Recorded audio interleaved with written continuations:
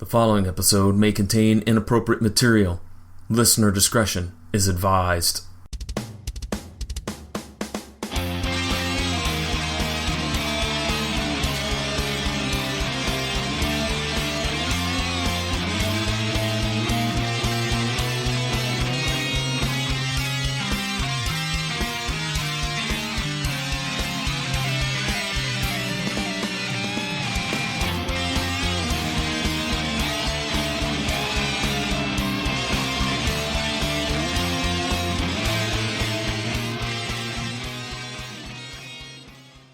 John, I got a question. Am I starting to look pudgy? Why are you muted, John? You're just talking to the air. John's like, I'm muted. I'm just going to not talk to you at all, Jason. You know what? I'm muted because I refuse to answer that question, because that question is a slippery slope. If I say, yes, you look like you are a little bit pudgy, you're going to be mad at me. And if I say, no, you don't look a little bit pudgy, then I'm lying. I don't know. I've got a lot of questions about the end of this episode, and the reason I'm saying that now is because I don't want you to let me forget to talk about it at the end. Because, yeah, I don't think that the ending would go down the way the ending went down, but we'll get to that in a second. But how you doing, man? I'm doing okay. I should probably tell people who they are. Welcome to Mattalk, everybody. It's Jason and John here. We got a guest today. I'm super excited. He's going to be on this week and the next episode, so that's going to be a lot of fun. But yeah, man, it's been chill here. Happy Thanksgiving to everybody that's listening. Yeah, happy Thanksgiving. How was your Thanksgiving, Jason? It was chill. Yeah, good. Okay. Mine was a little hectic, but you know, it's a long story, folks. We'll just say car problems, commuting to Thanksgiving, and then unfortunately returning to a very sick doggy who unfortunately I think is going to have to be euthanized. Yeah, that's sad. It is, dude. I'm sorry. And I'm not, this is not a joke. Sorry. I got a little misty there. He's just been for the last month kind of not doing real well. And while we were gone at Thanksgiving, the wheels fell off the wagon, so to speak. And so, you know, it sucks, but he's 10-year-old Newfoundland. He's been a good boy, and certainly going to miss him, but it's the circle of life, man. It just sucks. It has to happen during Thanksgiving time, you know, like on any other random, any other random week, you know, I don't know if it would hit as hard as coming home from Thanksgiving and finding him in that sad of shape, you know. So, well, not to bounce off of that right away, but people always ask us, they're like, what are you guys going to talk about after you're done with Mattalk? Because we're on season 4. We got 9 seasons. I just want to show everybody, I just recently picked up Columbo and Murder, She Wrote for the eventual Murder Talk and Columbo Talk. Wait a minute. Time out. Where did you get Columbo at? I you know that I jump on Whatnot a lot. Well, I've joined like a group, and I'm friends with a lot of people on there now, and I got them both for $20. Oh, cool. Yeah, cool. So I'm super excited. That's a heck of a deal. I should have pulled Matlock out and had that up there too, just to have the whole like nursing home collection in the background, but unfortunately I did not. That's all right. We're a little glitchy here, ladies and gentlemen. Sorry. Hopefully that's not going to cause any big problems. At least I hope not. All right, Jason, then should we go ahead and introduce our guest who's joining us to talk about this episode of Mattalk? We shall, man. Go ahead and introduce him. I'm still sharing us on Facebook right now and all of the groups. You handle that. That's your expertise. Joining us, ladies and gentlemen, is a gentleman that started watching what? I don't know. Hey, Daniel, how are you? He started watching what? When did Good. How about you? Daniel? I started watching Mattalk when I was about 12 or 13 years old. I caught it in reruns on the Hallmark Channel and just kind of got sucked in, and I'm a Mattalk fanatic now.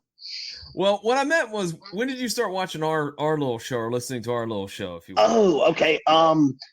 So I think one of the first ones I listened to was The Stripper, which I think was like episode 2 or 3. And I listened to that one, and then I kind of got distracted, kind of got involved with some other stuff, and was not really listening to any podcast. kind of got back in the groove and picked back up with the hunting party. So there's a lot of episodes I've actually missed that I've got to go back and check out. So, okay. Well, you know what? You were always messaging us about how much you enjoyed the show, and we say it all the time. We appreciate everyone that listens, because this little podcast is like the little engine that could. It was not really supposed to be what it's turning out to be, and we love it. We Jason, I know I can speak for him, and we love doing the show, and it's a total surprise that it took off like it did. But that's why we love doing it, because of people like you and all the other listeners out there. And it probably would be an appropriate segue to tell everyone that's watching and listening to this, hey, drop some comments. All right, we got the comments open for people to tell us whether they enjoy the show, they don't like the show, whatever. They love Andy Griffith, they don't like Jason, etc. They want us to stop bantering, John, and get on with the episode. That was one of my our favorite feedback that I've ever received for the show. Stop talking about anything but Mattalk. No, to my favorite, you know what my favorite is, because again, it's going to rear its ugly head again, and that's when we did reviews a few episodes ago. We had that one individual who was very upset with the sexiness of Mattalk, which I don't think those two words have ever gone together in a sentence before, sexiness and Mattalk. But right here, that's what's happening. Sexy time with Mattalk. All right, Jason, you got everything set to go over there? I do. Daniel, this is one of the episodes that was special to you, right? Yes, it was. Can you tell us why? To be honest, I stumbled across it in reruns, and I don't know why it took me so long to watch it. I liked it because it felt more like a Columbo movie, kind of, because you pretty much know from the get-go who the killer is. And I feel like the killer in this episode, in a way, I kind of felt bad for the guy in a weird sort of way. I mean, as we'll find out, he did a lot of screwed up stuff, but I don't know. I just kind of felt like Ben feels for him at the end of the episode, and I kind of did too. I kind of felt bad for the guy. Yeah, but you know, he did do kind of some really crappy stuff, but we'll get into that later on. Daniel, you also have another favorite that you said that you enjoyed watching. Could you tell us a little bit about that episode? Yes, the kidnapper. Now that was due to when I was a kid. I think my dad had recorded that episode off of like NBC. He was bad about like taping literally everything on VHS, like everything, and just keeping it. And he still got these tapes to this day. And so I remember the scene at the very end, and I won't spoil it, for anybody that hasn't gone and watched that episode, but basically the scene where the killer meets what happens to him at that very end. I just remember that scene, and I remember I caught that episode in reruns. I was like, oh, that's that episode that I remember seeing like when I was like 6 or 7. I knew it was Mattalk, but that's really the only thing I knew about it. So that's why it means a lot to me, because it's a clip show. And, typically clip shows are kind of throwaway shows, but in that sense, that's why I like it. It's just kind of sentimental to me. Okay. Yeah, I mean, we both, Jason and I both have shared that there's a lot of nostalgia in our love of Mattalk. Jason, you watched it with your grandmother or grandfather? Both. And both. Came home from school sick. Mattalk was always on. And likewise, I kind of rediscovered the show at my brother's house one Christmas, because he didn't have cable. So it was like, it's replayed on MeTV a lot. And so there was just something about it that hooked me. So, it's a great show. And, that's why when we decided to do it, we were going to go throw ourselves in the deep end of the pool and start with episode 1 and work our way through 9 seasons, which I'm glad, Jason, you have already picked out our next projects for 9 years from now. 5 years, John. 5 years from now. Oh, yeah, because we're on season 4. Okay. I'm not a math guy. Leave me alone. All right. That was. Okay. 5 years from now. 5 years from now, you'll be what? 37? And I'll be 84? Yeah. You will be 84. I will not be 37. I'll be turning 29 for like the 16th time.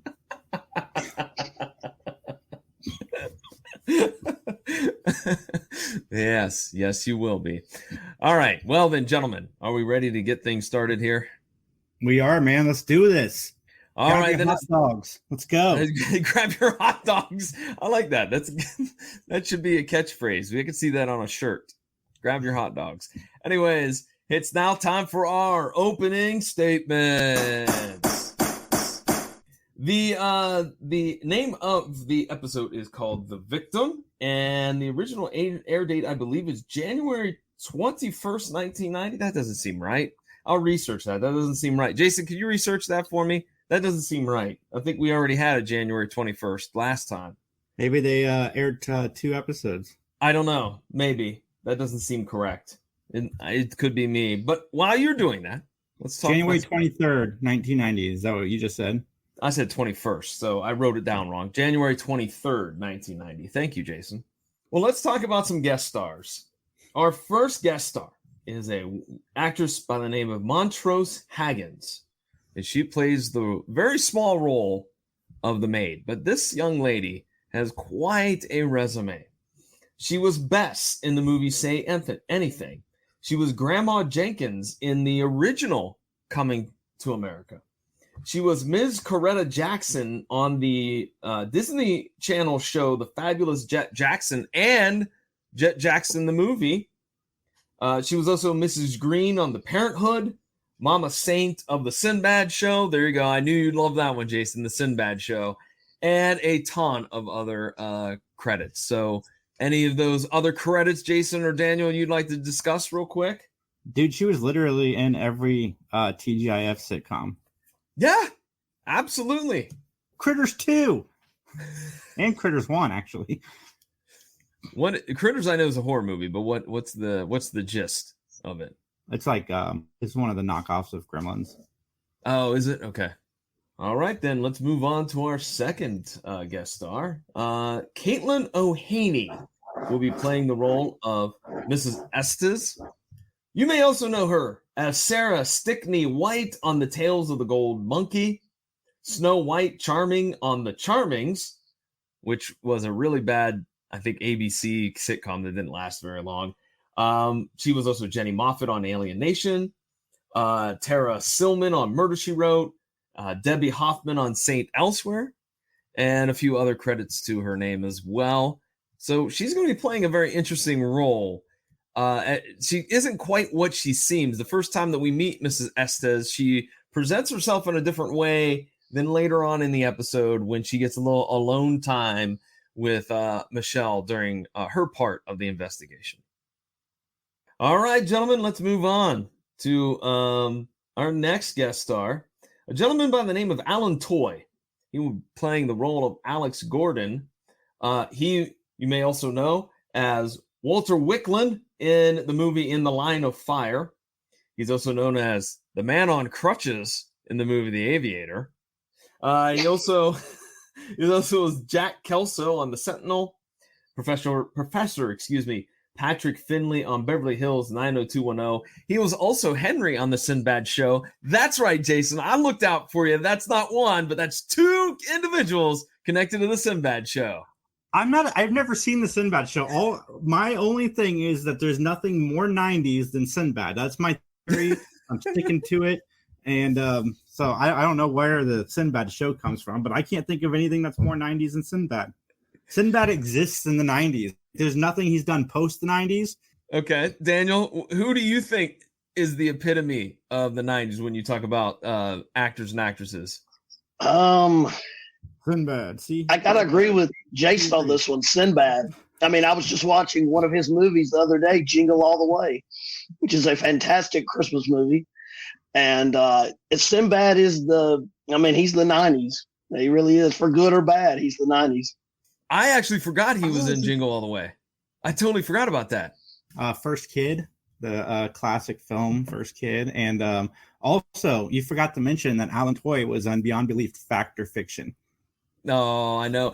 So I really honestly did not know this. And I actually paused the DVD to look this up, like as the episode started, Alan Toy is actually a paraplegic in real life. I was assuming that maybe they cast somebody to play the role that was able-bodied, but he was actually, which explains why there was also, I think, Born on the 4th of July, he had a role as paraplegic number 3, which I didn't jot down because I was like, well, okay, but I should have there.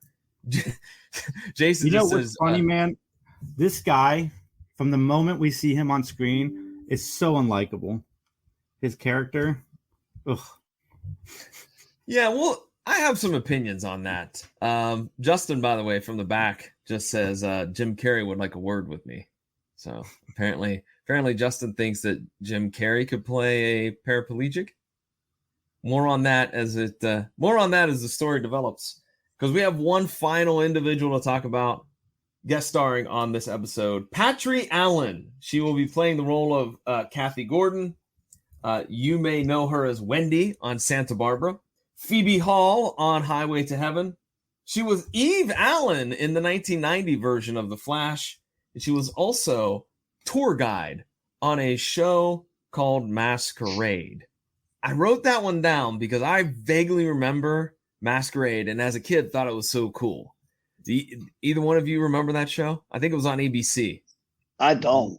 It was Kirstie Alley, Greg Evigan, and Rod Taylor, and they were like, it was James Bond, but for TV. They were like secret agents. And I remember as a kid watching it. I was 83, so I was like 7 or 8 years old watching it. And I thought it was the coolest show ever. But apparently it didn't. I was the only one that thought it was cool because it only lasted like 2 seasons. It was done. But so I threw that one in there for you. The Flash TV show that you mentioned she was in, that's a very good show. It only ran like 1 season, but it's definitely one to check out. Yeah, I liked it. I liked that one. And I think the reason it didn't go farther is budget-wise, because I think it was so wicked expensive to produce. But I also liked the Flash that they ran, over the last 7-8 years. I think that was a very good show. Towards the end, it got a little bit like just recycled, which I think all of those CW DC shows kind of did that. They would start off real strong by season 4 or 5, then they started to just repeat the same garbage just with different characters, and it became kind of unentertaining. Arrow, I felt, was that way.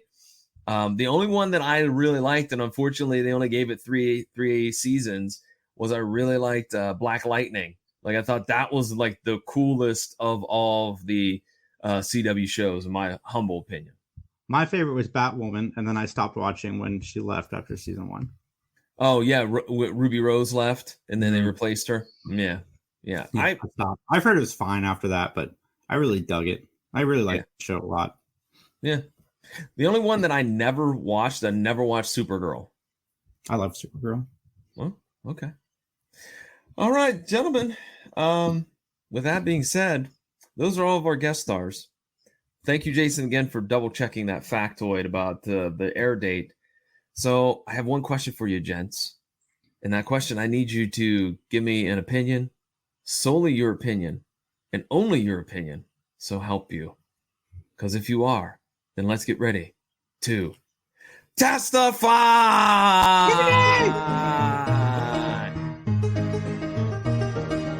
feel like I should be swing dancing. Or square dancing. Whatever kind of dancing you do to this music. You know what you do to this music? You tie a damsel to the railroad tracks. That's what you do with that type of music. To the train tracks. All right, the plot. Thoughts of John are those strictly of John Orlando and those of Mattalk podcast. Anyways, the plot for this episode, The Victim, is that Ben has a client who has a business partner, who was murdered. And the husband is believed to be the killer. All right, so the opening scene. There's an advertising meeting where a guy's giving his pitch, and there's your standard stereotypical guys in suits sitting around listening to the pitch. And I loved how he used all of the 1980s buzzwords, like all of those words that are so cliche now, power suit and stuff like that. Like, I thought that was great. And then we find out it's an ad for bras. See, nice. Okay. Shoulder pads, man. They were in. Shoulder pads are in. So that it all makes sense. Shoulder pads and then bras. I don't know where you're going with this, Jason. Because you're linking the two, this to the bras. Like in the 80s, women wore, shoulder pads and stuff. So it all connected. Wait, time out. Wait.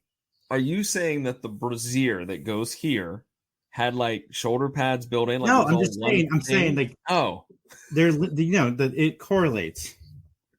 Okay, all right. So you're not insinuating that in the 80s there was literally we're gonna. I'm sorry, Justin's like going. Why did you just do that? Why? So there's no shoulder pads like an NFL football player is what you're getting at. Shoulder pads, and then they have the chest protector. Okay. Now, do you pay attention to our show at all, John? You just in John's La La Land.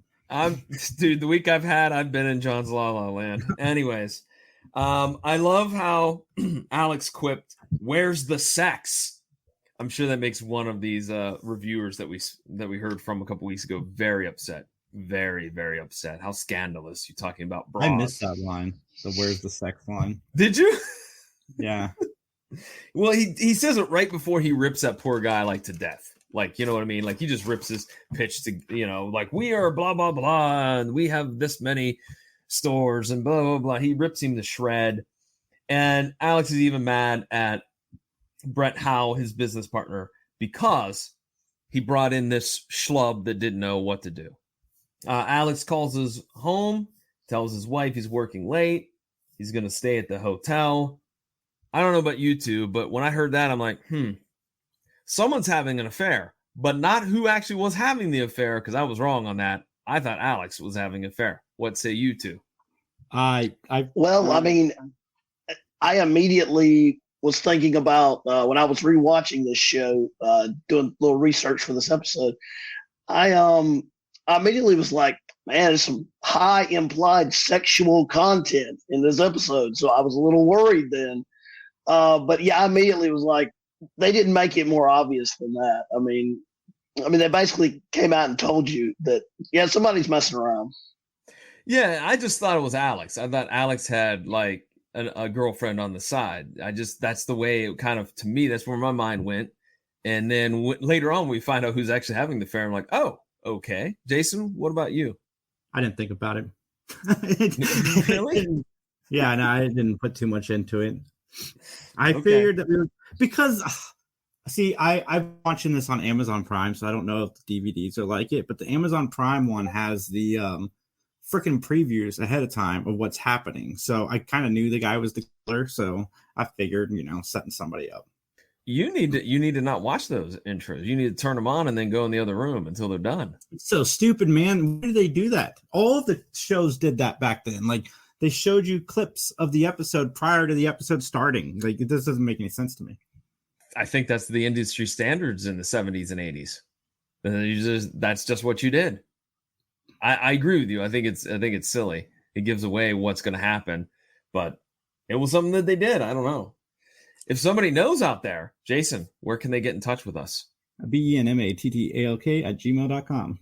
Or through this Facebook page, which is, of course, Mattalk Podcast and Mattalk_podcast on Twitter. Yeah, we have 3 followers on Twitter now, everybody. Twitter's not, our Twitter game is weak. Let's just be honest. Yeah.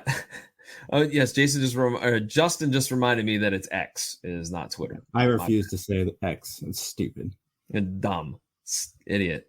Daniel's giving us the X. I'm convinced. I was thinking about Degeneration X, but Oh, nice. Okay, I can get with that. I'm the wrestling nerd here, so there you go. I'm convinced Twitter was just bought to see how long it would take him to dig it into the ground. You're not wrong on that. Not wrong on that at all. All right. Well, we also find out here right after where Alex makes the phone call home to his wife that he's in a wheelchair, because we finally get a shot of him in the wheelchair. And then the scene kind of fades from a very busy office to the after hours. And Alex is still there working late. and he goes and gets the keys out of somebody's desk for something. And that I liked because it kind of added a layer to the mystery, because I was always like, where do those keys go? Where do those keys go? Are they part of the murder? Or are they part of the cover up? Like, where do they go? So I like that. I thought that was a nice touch. Alex shows up at the hotel, and he is checked in thanks to the help of the manager. And then later he leaves. So here's another little wrinkle that I kind of liked as well. So Brett arrives at Alex's place, and there's a dog walker that sees him. And I like that little subtle dog walker, because he's going to come back and be a prime witness for the case. Here's where I wrote down wife and Hal having an affair, ? And indeed, that is what we find out, that those two are hooking up. It's always the business partner. Well, why does business partners always sleep with people's wives? I don't like what you're inferring, because I think technically we're business partners, and you stay away from my girl.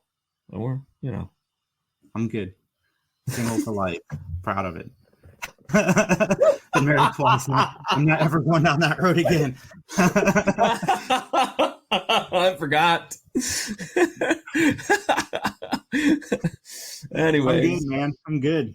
You're good. All right.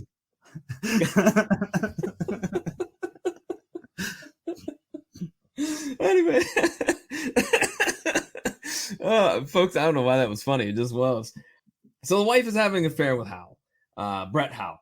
And so Brett leaves, and we get a shot of Alex, who has been casing his own house for a while. So he enters the house, turns off the alarm, and decides to rappel up the staircase using some ninja style stuff that I did not anticipate. So let's talk about this, because I think this is going to be the elephant in the room. How plausible is it that somebody would be able to shimmy up a rope to get over top of the banister to be on the second floor? Very. I thought they explained it pretty well later in the episode. I mean, dude's got upper body strength. I mean, most people in the fire departments and stuff, they're trained to climb a rope with just their arms. Daniel, what say you? I liked it. I mean, it made sense to me, because like Jason said, it will come back into play at the end of the episode. So, yeah, it made sense to me. Okay, I had a little bit of a hard time suspending my disbelief a little bit. I was like, dude, come out. He's gonna shimmy up the staircase. I don't know.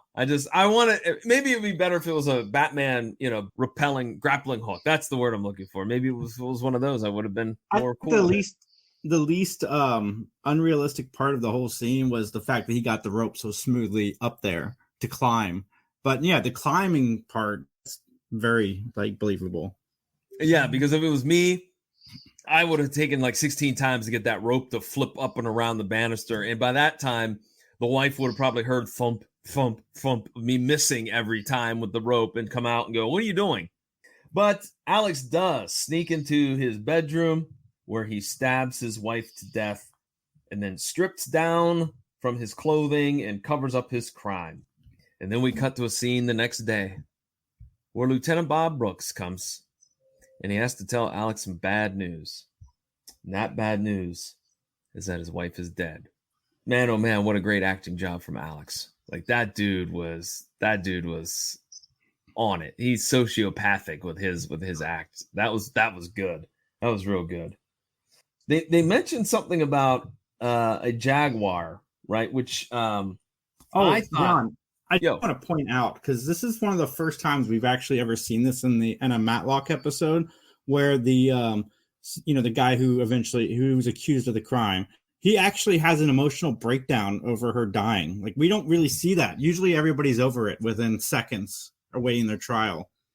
We actually get to see this guy kind of dealing with it, trying to go to the funeral and so on and so forth. And well, yeah, that was Brett, which that's the thing, that the lover wants to go to the funeral. Later, we're going to find out the lover wants to pitch the idea for the sales meeting. And it's like, no, Brett, no, you should not be involving yourself at this time with these people. You should be. That's true. But at least like there was some remorse, because usually or some. But Brett didn't. Wait! You're confusing Brett with Alex. Brett did not kill her. No, that's what I'm saying. But Brett was upset that she died. We don't see that a lot in Mattalk. Okay, I get what you're saying. Usually, they're dead and the lover is just moved on to the trial and totally forgotten that person was even alive. Okay, gotcha. Okay. Well, somewhere here in this dialogue between Bob Brooks and Alex and whatnot is discovered. Somebody mentioned something about a Jaguar, so that's where, and this is why I like that idea about the keys being stolen, because I thought, well, who's got a Jaguar? Like, I kept trying to think who had a Jaguar and where that car would have been that Alex would have seen it or whatnot. So I liked that. There was a nice little twist. We go to a scene at police headquarters where Ben basically says, look, there's not a lot I can do for you. I'm going to take the case, but yeah, the case against you is pretty solid. I like during their conversation, just because I'm an immature individual, that I liked that Brett said, when I left her, she was fine. I'm like, probably more than fine. You know what I'm saying? Anyways.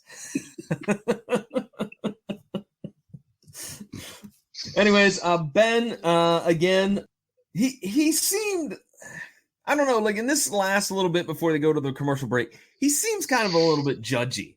I wrote down, because he's like, so a man who is working with another man sleeps with his wife. What kind of guy? And I thought that was kind of judgy. I mean, I guess maybe we haven't had too much judgy Ben in a while, but I don't know. I thought, dude, that's kind of harsh. The heart wants what the heart wants. You go back to Alex's home, and Conrad and Michelle are there to investigate. Bob Brooks shows them the chairlift and says, hey, this can't be used, to get up and down the steps. And poor Conrad, still clueless, is like, whoa, I don't understand why I couldn't get up the steps. Because he's paraplegic. Oh, way to go, Conrad. Ben did a great job of, letting his associates know what was happening. I thought you were going to say, well, I'm glad that Ben let his associates be in the episode, because you've been on that kick for a while. Oh, my God. They're both in it, man. It's like, I'm surprised either one of them is billed as a regular for this season. Oh, stop it. They have their reasons, all right? Daniel, do you feel this upset as my partner does here about Michelle and Conrad being not as available in many of these episodes? The shows have been great. I'm just saying that they've not been in them. I'm a big Conrad mark. I love that character. I loved him in Die Hard, Top Gun. He was in a few other 80s movies. I like Clarence Gilliard. Loved him in Walker, Texas Ranger. I think it's a shame that he wasn't in more episodes of this season. Michelle, as much as this is going to sound like I'm just being a guy, I mean, she was good to look at. I did like that. But Conrad, to me, he seemed to do more of the legwork. He was just, he was on it. In the episodes he's in, he seems to be on it. This one, he seems to be a little bit off. But usually he's on it. Who I really feel bad for is poor Julie, because she's like maybe in 2 episodes this season or something like that. But she's a regular, and she's on the credits every time. Yes, that's a good catch, because you are correct. She's been on, I think, 2 episodes so far. I think I looked it up. I think she's only in 4 episodes in season 4. I'm not sure on that. Don't quote me on that. But she's in a very few amount, a handful of episodes. And yeah, you're right. She's in the credits, but yet where is she? All right, well, we go back to the episode where Conrad and Michelle are interviewing Alex along with Mr. and Mrs. Estes. And this is where Brett barges in, pleading his innocence. And I'm like, why are you doing this, dude? Why? See, you're just making yourself look guilty or deranged, one of the two. Jason, you have something to say? No. He does. He looks desperate. Is this the scene where Alex yells out, "You bastard," or something like that? Yes, I wrote that. I love this scene because I loved any episode of Matlock where they would let like SOB or bastard slip out, because it wasn't in every episode, and you could kind of tell the shows were trying to get a little edgy, but they weren't full blown into like cussing a whole lot. But I just remember him going, "You bastard." I mean, I would rewind it like 5 or 6 times just because it was so, I don't know, it cracked me up. Yeah, and then he ended up like chasing him away. Kind of, he started rolling towards him, and he ran away. And I'm like, this is just so comical. And it was a nice introduction for Mrs. Estes, as I mentioned, because in a little bit she is going to she seems very, very like sympathetic to Alex and whatnot. But then later when she talks to Michelle, she gives the full details, the real scoop, if you will, about how Alex really treated his wife, Kathy, and how, the whole backstory to the automobile accident and all that, which we'll get into here shortly. Here's a good comical scene. Ben is in the gym, and he's watching a very, very buff, very well put together, very pretty blonde woman lifting weights, and he just stands there and stares because that's not weird at all, Ben. Not weird at all. Because Ben's a pervert. I mean, he is. Well, he's more Ben is more sex curious than a pervert, I would say. Yeah, I think that is it. Right, yeah, right. He's very curious. I agree with that. Pervert might be Matt Slander. Thank you, Justin, for that note. So then Ben finally finds Alex, and he asks if Brett could come to the funeral. Of course, Alex says no. And then, we get this little banter back and forth between Alex and Ben about him losing some weight, about where to start lifting weight, which I thought was hilarious. I thought that was really, really funny and give us some nice comic relief through the rest of the episode. Michelle interviews Mrs. Estes, who's a friend of Kathy, the wife. And Mrs. Estes doesn't really like Alex. I like how very subtly Michelle was like, was there any like physical attraction? Like, could that happen? Like, I like how she just was kind of very subtly going, does his unit work still? Can they make love? Can they have sex? Like, I mean, it was like so ridiculously dumb. Like, I chuckled at it, but also was like, ugh. And then that comes back up later on in the trial, actually. Yeah. I won't spoil it, but it does. No pun intended. It pops up. It does come up, but no. Yes, it does pop up. I guess. Anyways, I have some notes on that scene too. But basically, Mrs. Estes gives the backstory about the car accident. There was a horrible car accident. The car caught on fire. Alex went and drug his wife out, but the car moved, crushing his legs. He couldn't get out, et cetera, et cetera. And basically, the question is asked: why won't Alex divorce his wife? And his wife is sitting on $6 million, which is a huge inheritance, and so it doesn't make financial sense to get divorced. Estes claims that Alex was a nice individual before the incident, and he certainly wasn't after the incident. We go to a scene where Conrad doesn't think that Alex killed his wife. He's like, man, look, there ain't no way. There's no way he could kill his wife. He's in a wheelchair, et cetera, et cetera. Hold on, you found the food.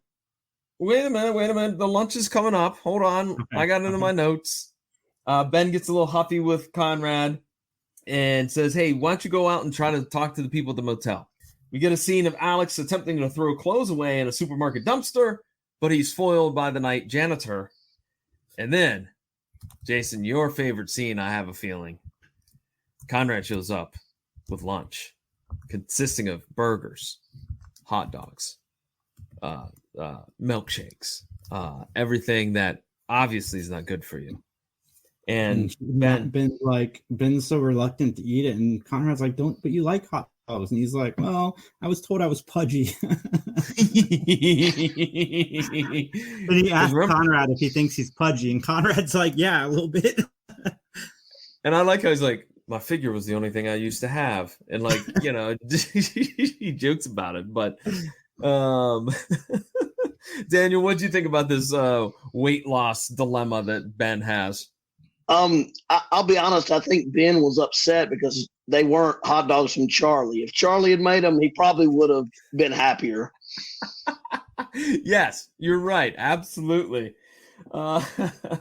So basically, Conrad does tell Ben that he did find something out, that on the night of the murder, Alex got a different room. Like, he always has the same room because of wheelchair access. But this night, he wanted a room that's in the back of the complex. They also discuss, Ben and Conrad, that the wife, has all this money and that Alex is not in the will. So the only way that he can get the money is if something would happen to her. And so Conrad is dispatched to go follow Alex. And this I thought was the best part of this whole scene, was Conrad just starts packing up the lunch. And Ben's like, are you gonna leave that here? Are you gonna eat all that? You gonna eat all that? Like a small child begging for food.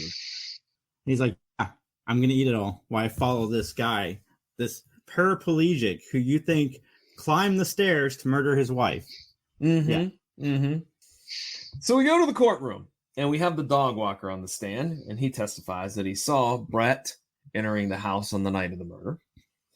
We also see a scene where the maid is on the stand and she says, listen, the alarm was always on. The missus never forgot. It always was on. So Ben has another chat with Alex regarding, Brett doing the pitch for this big project, which Alex said, absolutely not. He's not doing that. No.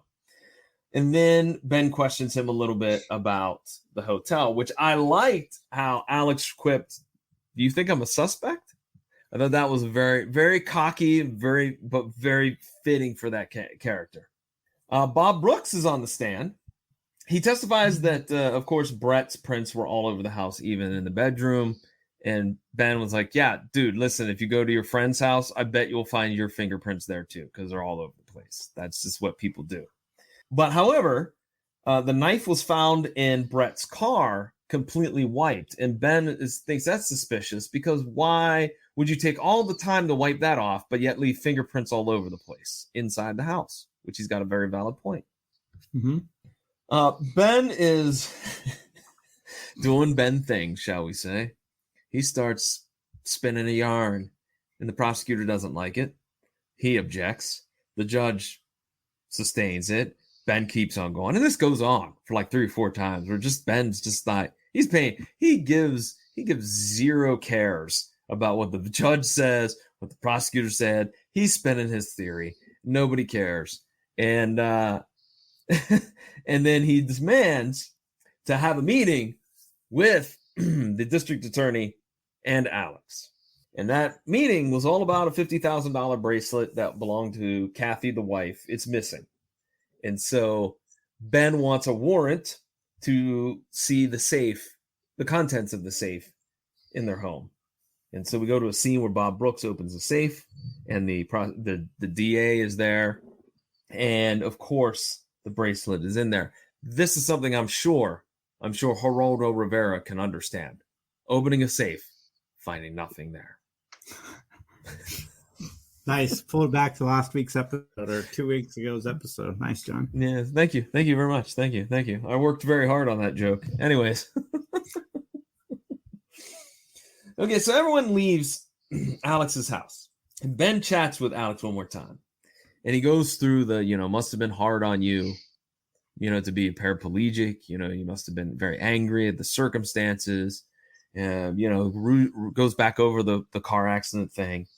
And Alex, his defense was, yeah, man, I was angry for a while, but I'm over it now. And yeah, my wife has needs. I let her do whatever she wants, Because if the shoe was on the other foot, she would probably do the same thing to me. Like, she would let me go about, doing what I need to do. But what Ben reveals is that Kathy gave the safe combination to Brett. And so Brett forwarded that information over to Ben. And when he looked, the bracelet wasn't there the day before, but it magically reappeared. Now, here's my question. This was confusing to me, and maybe Daniel or JC, you can explain this to me. I didn't understand how the bracelet factored into the case at all. Like, yes, it wasn't there. It was there, but so what? Like, Can you help me out on that one? I'm completely baffled. It was because I was really hoping that you guys would help me figure that out because I was kind of wondering the same thing. I paid attention to everybody. Let's just calm down because the killer would have the bracelet because the bracelet wasn't found on her.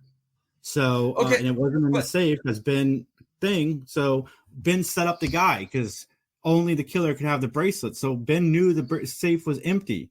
And then obviously the killer put the bracelet into the safe. What? No. Yeah. I don't follow. So wait. Okay. Time out. So let me recap what you just said. The killer would have taken the bracelet out of the safe and would have had it on them. Okay. It was never in the safe. The bracelet was on her when she died. Okay, but then they didn't mention that in the earlier part. Because only the killer knew it, and Ben knew it. And Ben's setting the killer up right now. It gets explained in the post scene. Oh, okay. Let's move on then. Let's go ahead. Because he puts the bracelet back in the safe that was empty prior to him doing so. Okay. I think they tried to give like Sopranos depth to a Matlock episode, and Jason was just in tune, and I was just thinking, hey, it's just a Matlock episode. It's not going to get that deep. So Jason was in tune, and I wasn't. I just was confused by it because I was like, I don't see where nobody mentioned a bracelet at all until this point. That's why I was confused. Yeah, no, the bracelet was used to set him up. All right, well then let's move on here because we have Alex just randomly driving around town with Conrad on his tails. And Alex ends up using a drive-through at a fast food restaurant to try to lose Conrad. There's a decent car chase. Let's be honest, we haven't seen too many car chases in Matlock. So, that's a positive, I would say. Yeah. So Conrad ends up calling Ben saying he lost me. So Alex is rolling along in a rough part of town and drops off the evidence in a dumpster. And so then that leads us to the courtroom where Alex is on the stand. Again, his how do I want to say it? His sexual health is brought up again. Did I do that tactfully, guys? Yeah, because he says he can't perform, and Ben's like, "Well, not according to the people that I've talked to." Yeah, man. Listen, you gotta be a stone cold killer to be like, I can't function in bed. Yep, no sex for me. Because that's a hard one to admit to, I would think. Oh, okay. We got to give props to our producer, Justin, who just said, I doubt it was hard. Anyways. It's a family show, John. It is. Hey. I pushed it. With a lot of sexual content. Well, I want that person that wrote that review to know that we take it seriously. That if they're bothered by sexual content, then we're going to highlight all the sexual content because it's Matlock, darn it.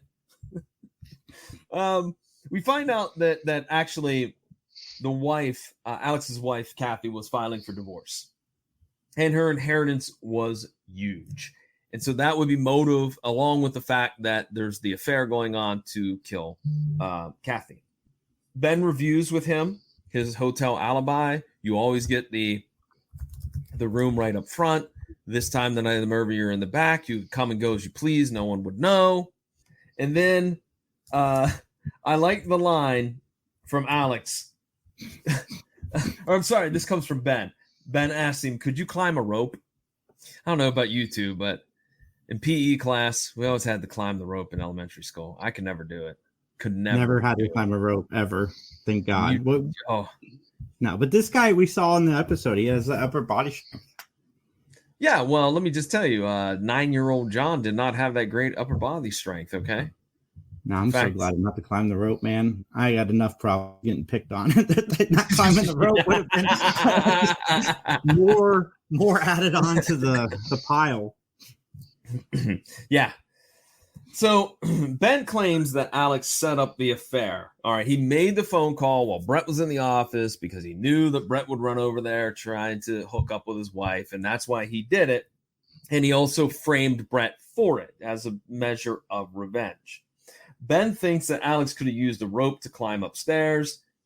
He got the evidence of the rope and all the equipment and his bloody gloves and clothing and whatnot from the dumpster. But who got it? Not Conrad, but by another PI working the case. I want this guy's story. I do. I want a one-off episode with this guy's backstory. I'm serious. Was Conrad not capable enough and you had to go hire somebody else, Ben? That's going to cause dissension. That's going to cause some hurt feelings, don't you think? Is it just me, or did the other PI, did he not look like G. Gordon Liddy? No, but he looked like Stacy Keach and Mike Hammer. In that, I thought he looked more like Stacy Keach, but I mean, G. Gordon Liddy, I mean, that wouldn't be a stretch either. Guys, let's talk about that very dramatic closing scene. How dramatic was that? I mean, that cinematography, that was really cool stuff. I mean, the stare down at the end before the credits roll. Oh man, I thought it was good stuff. Okay, what? We're here. I gotta ask. So let's go. Prosecutor, without like saying, if pending DNA analysis case files drop, he just drops the case like based on Mattalk's word. That would never happen in real life. Jason, that happens in almost every flipping show. I mean, they're like, he's right. He won. He won. He is always right. So maybe that's, but I'm just watching it like, he didn't even say like pending DNA. He's just like, you know what? If he says it, then it's true. Well, keep in mind, we talked about this very early on. DNA is still going to be a relatively new thing coming around in the 1990, 91. It's just starting. So it's not been as prevalent as before, but still, yeah, you would think there would be something like, hey, hold on for a minute. Let's investigate some of these claims real quick a little bit further. You would think that, but what some of the other things that you said, Jason, you had questions about? That's it. That was my question. Oh, okay. That would never happen, right? Okay. I'm asking. Yeah, I'm pretty sure that wouldn't happen, even in 1990. Daniel, do you have any questions? I don't know. I just thought about this myself, actually, but is it just me, or does Alex look like an evil Clark Kent in a way? He does, a little bit. I'll give you that. He also had quite an odd hairstyle as well. He did. Yeah, it was odd. I was like, So, all right, well then, if there's nothing further, then let's go ahead and get into our closing statements. This is the part of the podcast where John and I will rate the show on a gavel system. 1 gavel meaning the show is absolutely horrible. 10 gavels means it was amazing. Negative 57 gavels. We are moving to South America and changing our names to Pierre. John, how do you rank this episode? Time out. Wait a minute. We're both changing our names to Pierre? Yeah.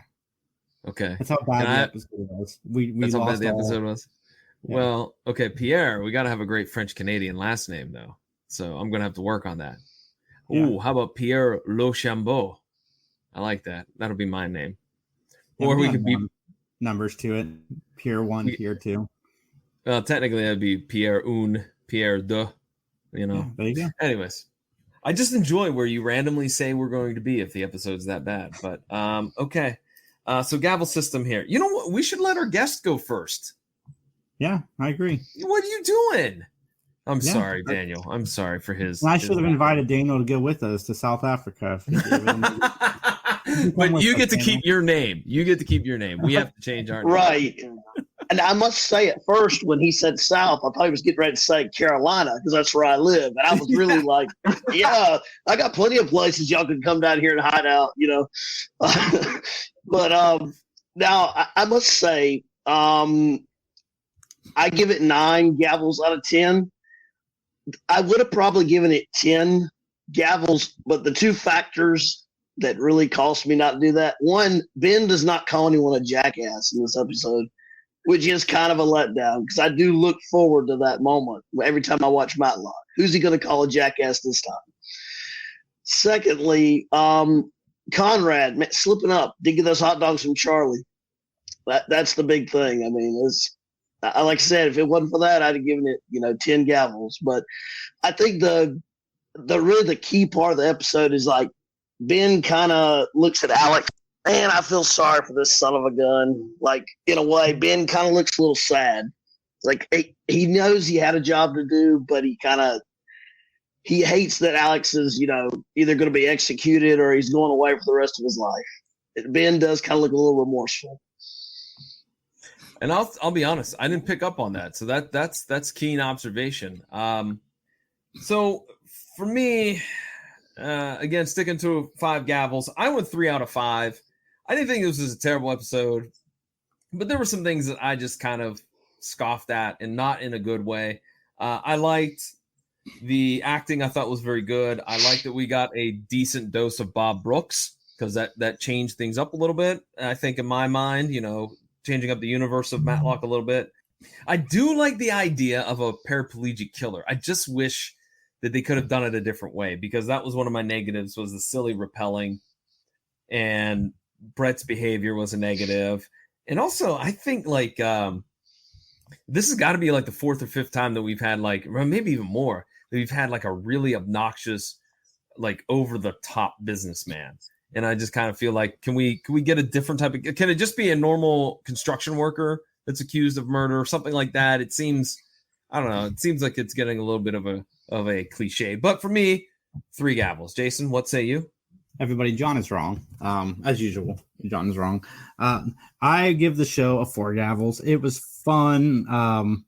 The repelling thing makes sense, John. Yes, paraplegics can also, do things with their arms. I know you don't believe it, but I do. And it's fun. I thought it was a good episode. Okay. My only negative is, they would never just dismiss the case that easily. And even the judge looks so bored when he said, "Yeah, we agree." He's so used to Matlock's antics. He's just like, "Yeah, we agree. Dismiss the case." I want to see a scene, and I know they didn't do this, but I would love to get a scene of just the judge coming in and, who's on the docket? God's sakes, I got that stupid Matlock. Just throw a fit, knock all the stuff off his desk and be like, and storm out of his chambers or something. I would love to see the reaction to one of the judges looking at his docket and seeing that name on there going, Yeah, well, that does kind of happen at the beginning of season 5. I believe the episode's Nowhere to Turn. Matlock does get into it with a judge, and actually gets accused of murdering the judge. So, I remember that one. Isn't that a 2-parter? It is. Yep, it is. Okay, I remember that one. I do. I remember that one for sure. As I'm watching Columbo, I kind of wish that every episode of Matlock was a 2-parter, because every episode of Columbo is a 2-parter. All right, well, let's start wrapping it up, gentlemen. Daniel, is there anything that you would like to maybe plug or talk about real quick? I just want to say thanks to Jason and John for letting me come on here. This was awesome.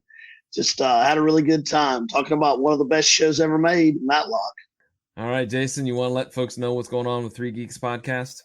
Yeah, we randomly took the weekend off, but we were back next week. Wait. I want to interrupt. Wait, you randomly took the weekend off. It's Thanksgiving weekend. I don't know too many podcasters that put material out on Thanksgiving. We usually do. We usually do stuff on Thanksgiving Day. It's just Mike, I hadn't even thought about the episode because I've been door dashing so much. Mike texted me in the middle of the day yesterday and was like, "Are we doing a show?" And I'm like, "No." Okay, go ahead. Sorry, I interrupted you, but go ahead. We'll be giving away Mission Impossible Dead Reckoning Part 1, so tune into the show very, very soon. It'll be fun, and I'm going to do more shorts, I promise. It's just been busy. Where can they find the podcast at? Anywhere that you find podcasts, just type in 3 Geeks Podcast. Okay. You can see me and Dustin's beautiful faces every week. Okay. And you can see me getting dirty on Horror with Sir Sturdy. Oh, that rhymed. You just knocked your microphone over, didn't you? Yep. Well, let's talk about the PVD cast. It's my own personal podcast. And much like 3 Geeks, I took the week off because I was traveling and Thanksgiving and lining up other things that were going on. So I'm back this Thursday. New episode will drop. So you can check it out, pvdcast.com or wherever you find great podcasts. So, all right, Jason, with that, Daniel, thanks again for coming on. We appreciate it. You'll be back on for the next episode because it is The Kidnapper. And we're looking forward to it, man. So we hope you enjoyed your time with us tonight. And Jason, with that, shall we get on out of here? Yep, let's do it, guys. Everybody stay safe. Love each other. Talk to you soon. And as they say in court, nothing further.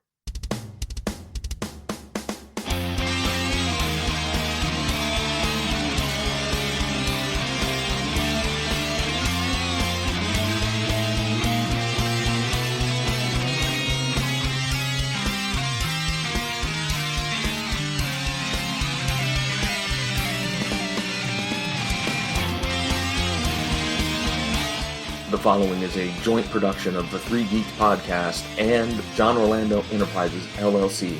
Copyright 2023.